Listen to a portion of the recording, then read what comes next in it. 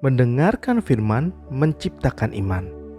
Shalom, selamat datang di channel Firman Tuhan, sebuah channel yang akan membagikan renungan pasal demi pasal seluruh Alkitab, mulai dari Kejadian pasal 1 hingga Wahyu pasal 22. Mari kita bersama-sama membangun channel ini dengan cara like, comment, share, and subscribe. Terima kasih, Tuhan memberkati. Pernahkah Anda bertanya-tanya maksud dari kalimat Yesus mati karena dosa kita? Dalam Imamat, Anda akan membaca secara lengkap rancangan Tuhan bagi bangsa Israel mengenai tata cara melakukan korban untuk penebusan dosa. Setiap dosa harus ditebus dengan korban. Apabila Anda membaca mengenai korban tebusan ini, Anda akan mulai menghargai apa yang Yesus lakukan bagi kita.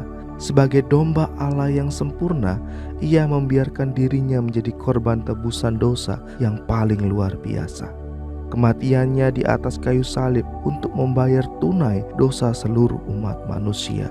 Seluruhnya di atas mezbah adalah pedoman persembahan korban ini, sebab ini berbicara tentang pengabdian yang penuh kepada Tuhan. Hewan yang disembelih tidak dengan keinginannya sendiri menjadi korban, tetapi umat Tuhan haruslah sedia untuk mempersembahkan diri sebagai korban yang hidup. Apakah Anda mempersembahkan diri Anda seluruhnya di atas mezbah ketika memulai setiap hari? Persembahan itu harus dibawa kepada Tuhan, dan tujuannya harus menyenangkan Tuhan sebagai bau yang harum baginya. Orang-orang mungkin tidak memahami Anda, tetapi jika tujuan Anda adalah untuk menyenangkan Tuhan, Dia akan berkenan menerimanya. Entah kita merasa semiskin apa atau berpikir betapa sedikit yang dapat kita berikan kepadanya, Tuhan akan menerima apa yang kita bawa dan memberkatinya. Hal yang penting ialah bahwa kita memberikan seluruh diri kita kepadanya setiap hari. Para imam memulai setiap hari dengan mempersembahkan suatu korban bakaran. Ini menjadi dasar dari semua persembahan lainnya yang diletakkan di atas mezbah. Kecuali kita memberikan seluruh diri kita di atas mezbah, pengorbanan-pengorbanan kita yang lain tak akan berarti banyak bagi Tuhan. Tak ada penumpahan darah yang dilibatkan di dalam korban sajian, sebab persembahan ini berpusat pada kehidupan dan karakter Tuhan Yesus Kristus kita daripada kematiannya. Di dalam Dia ada keseimbangan yang sempurna. Tak ada yang pernah berlebihan. Hidupnya di dunia menyenangkan Tuhan. Ketika kita menjadi lebih menyerupai Kristus, kita akan makin lama makin seimbang di dalam karakter. Minyak melambangkan Roh Kudus yang telah mengurapi setiap orang beriman. Minyak yang dicampur dengan persembahan mengingatkan kita bahwa Tuhan kita dilahirkan dari Roh Kudus dengan sifat yang sempurna. Minyak yang dituangkan pada persembahan menyatakan tentang kuasa Roh Kudus yang diberikan kepada Sang Juru Selamat. Kita memerlukan buah roh dan kuasa Roh Kudus jika kita hendak menyenangkan Tuhan di dalam karakter dan pelayanan. Perhatikanlah bahwa Tuhan tidak pernah menginginkan ragi, sebuah gambaran tentang dosa, atau madu, kemuliaan manusia dan bukan kemuliaan Tuhan. Akan tetapi Dia menginginkan garam yang menyatakan tentang kemurnian dan kemenyan yang melambangkan pujian kepada Tuhan.